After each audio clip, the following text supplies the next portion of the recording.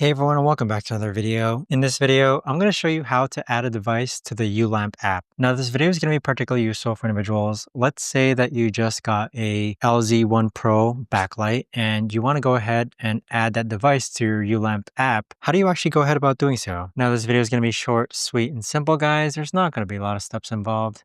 Now, in order to do this, what you're first going to do is download and install the uLamp app that looks like this. And then afterwards, click on the plus icon on the upper right-hand corner. Now, do make sure that your Bluetooth is turned on and that your Wi-Fi is connected to a 2.4 gigahertz band. Next, click on the device that you want to go ahead and add, and then click on Finish Adding. Now, you can name this device based on location, or you can give it a customized name, but we're going to click on Save. And so with it, the control panel is now going to download. Simply click on Next. Next, and then done, and there you have it. You've now connected a device to the uLamp app. But that right there, guys, is the best and easiest way that I know of to actually go ahead about doing this.